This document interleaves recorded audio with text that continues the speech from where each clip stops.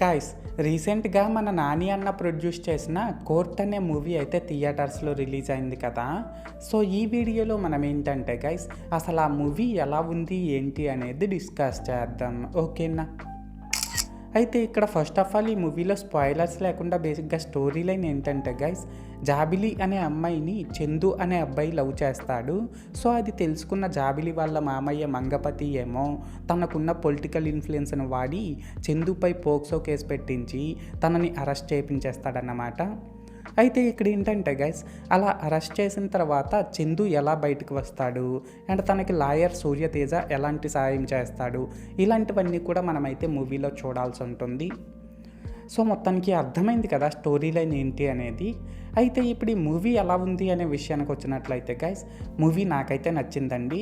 And ఇప్పుడు ఈ మూవీలో నాకు కనిపించిన ప్లస్ పాయింట్స్ ఏంటంటే, దీని డైరెక్టర్ రామ్ జగదీష్కి ఇది ఫస్ట్ మూవీనే అయినప్పటికీ తనైతే స్టోరీని చాలా బాగా రాసుకున్నాడు. తన టేకింగ్ కూడా చాలా మెచ్యూర్డ్గా ఉందనే చెప్పాలండి. ఇంకా ఈ మూవీలో ఎమోషన్స్ అన్నీ చాలా బాగా వర్కౌట్ అయ్యాయి. అండ్ కోర్టు సీన్స్ కూడా చాలా రియలిస్టిక్గా సూపర్గా ఉన్నాయన్నమాట. అలాగే ఇందులో జూనియర్ లాయర్ క్యారెక్టర్ ప్లే చేసిన మన ప్రియదర్శి గారు అండ్ టీనేజ్ లవర్స్గా యాక్ట్ చేసిన శ్రీదేవి రోషన్, వీళ్ళ ముగ్గురు కూడా చాలా బాగా యాక్ట్ చేశారు. దీనికి తోడు ఇందులో యాక్ట్ చేసిన రిమైనింగ్ యాక్టర్స్ అందరూ కూడా పర్లేదు, వాళ్ళ క్యారెక్టర్స్కి తగ్గట్టు వాళ్ళు బాగానే పెర్ఫామ్ చేశారు.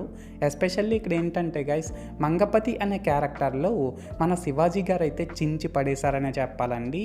నిజంగా చెప్పుకోవాలనేసి అంటే గైస్, చాలా సంవత్సరాల తర్వాత మన శివాజీ గారికి ఈ మూవీలో ఒక గ్రేట్ రోల్ అయితే పడిందనమాట.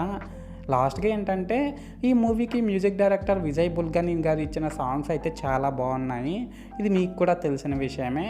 అండ్ ఈ మూవీకి తను ఇచ్చిన బీజిఎం కూడా సూపర్ ఉందన్నమాట. సో మొత్తానికి ప్లస్ పాయింట్స్ విషయానికి వచ్చినట్లయితే ఇదన్నమాట మ్యాటర్. అండ్ ఇప్పుడు ఈ మూవీలో నాకు కనిపించిన మైనస్ పాయింట్స్ ఏంటంటే గైస్, ఈ మూవీలో నాకైతే పెద్దగా మైనస్ పాయింట్స్ అయితే కనిపించలేదండి, జస్ట్ రెండే కనిపించాయి. అవి ఏంటంటే, మూవీలో కొన్ని సీన్స్ అయితే కొంచెం స్లో పేస్లో రన్ అవుతుంటాయి. దీనికి తోడు కొన్ని ప్లేసెస్లో విజువల్స్ కూడా కొంచెం ఆర్టిఫిషియల్గా ఉన్నాయి అన్నమాట. సో మొత్తానికి మైనస్ పాయింట్స్ విషయానికి వచ్చినట్లయితే ఇదన్నమాట మ్యాటర్. అయితే ఇక్కడ ఓవరాల్గా ఏంటంటే గైస్, ఈ కోర్టు మూవీ బాగుందా బాగాలేదనేసి అంటే, నేను ముందు చెప్పినట్లు మూవీ నాకైతే నచ్చిందండి. అండ్ నేను ఈ మూవీకి 5కి 3.5 రేటింగ్ ఇస్తున్నా. సో మీరు కూడా ఒకవేళ ముందే ఈ మూవీని చూసినట్లయితే మీరు ఈ మూవీకి ఎంత రేటింగ్ ఇస్తారో అది కామెంట్ సెక్షన్లో చెప్పేయండి, మర్చిపోకండి. This is Lokesh signing out. జై హింద్.